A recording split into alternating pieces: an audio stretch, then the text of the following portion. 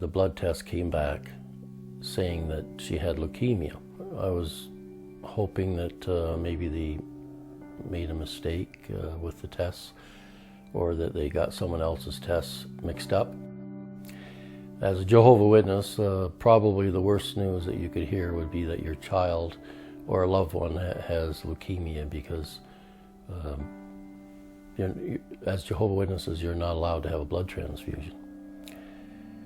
And that would mean certain death.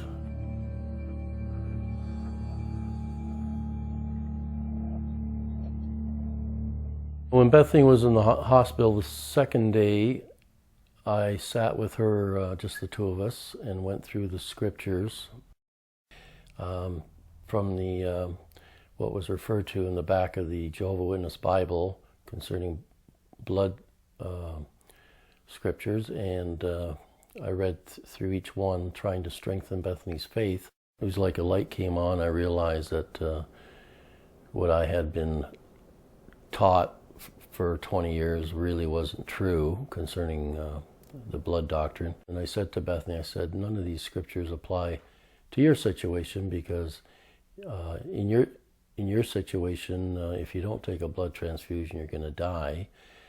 And the scriptures are referring to more towards proper hygiene, not eating blood so you don't get a disease. In Bethany's case, if she doesn't take a blood transfusion, she's going to die. And then I thought of other scriptures that weren't listed in the back of the Jehovah Witness Bible, talking about the sanctity of life, and that life is a gift from God.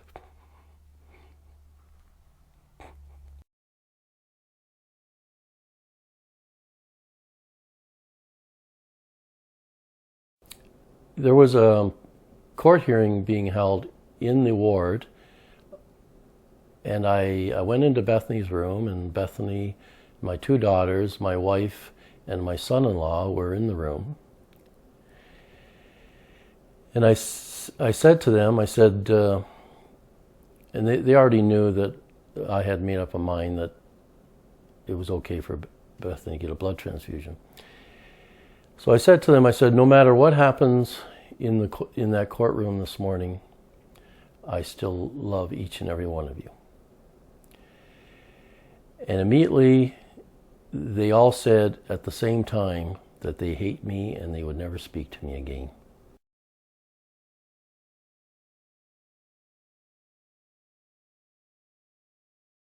My wife phoned me and said that Bethany was going to die, and she said what hospital she was in. And I asked her, can she tell me what room number she's in? And my wife said, I'll tell you if you promise not to come to the hospital. I went to the house to pack some things, and I phoned from the house, so this was a half an hour later. She was already dead.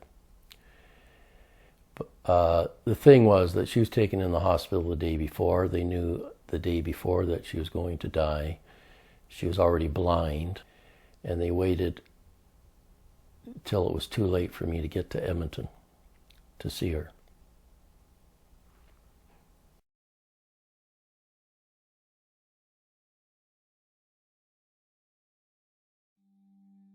So I fought as hard as I could, and I fought in court for 10 years, mostly without the help of a lawyer. And I fought in the media, and I held protest rallies across the country year after year, putting pressure on the Jehovah Witness Church to change their blood policy and allow their members to live. Yes, I do exactly the same thing I did. I just couldn't sit by and do nothing about it.